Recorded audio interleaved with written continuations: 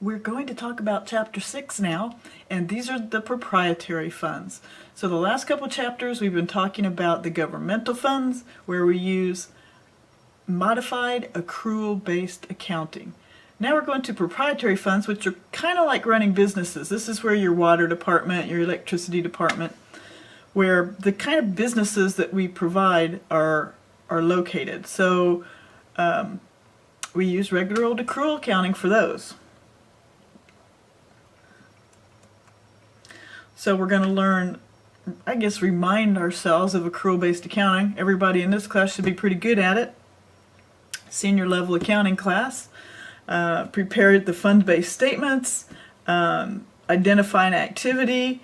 So how do we know where it goes, right? Which fund? That's all accounting is getting things in the right category. So how do you know when something goes in an enterprise fund or some other fund? And we're going to talk a little bit about the statement of cash flows.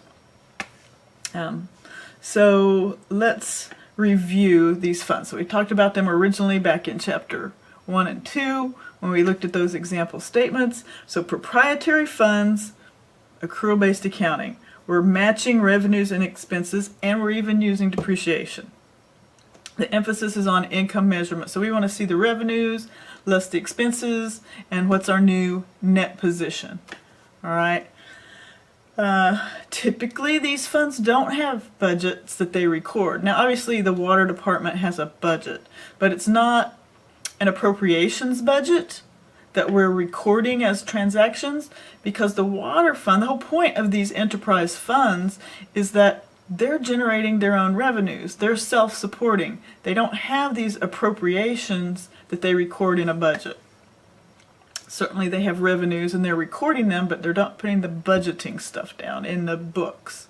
They don't do encumbrances. They're just straight out expensing stuff just like you or I would in any organization. So they're using an economic measurement focus. They report asset acquisition, debt service, all within the funds.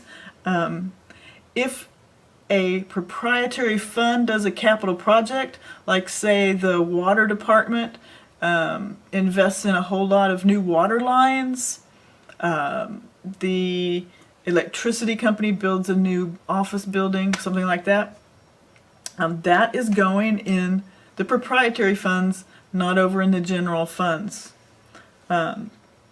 So payment and interest are made from the proprietary fund, not that governmental debt service fund.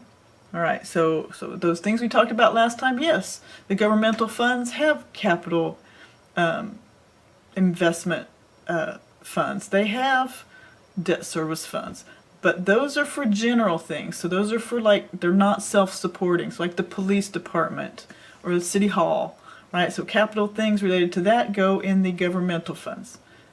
Things that are self-supporting go in proprietary funds, and so do their capital projects. There's a statement of net position, which is kind of like a balance sheet, and it includes both the current and long-term assets. So as you'll remember, and liabilities. So as you'll remember, in the governmental funds, we didn't have those capital assets. They move over to the government-wide.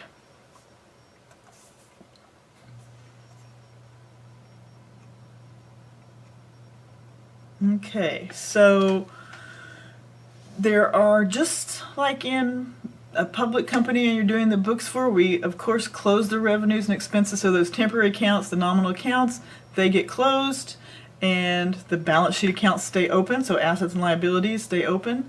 They get closed to net position. So recall, there's no owners, there's no retained earnings. So when we do the closing entries for these proprietary funds, we are closing them out to net position.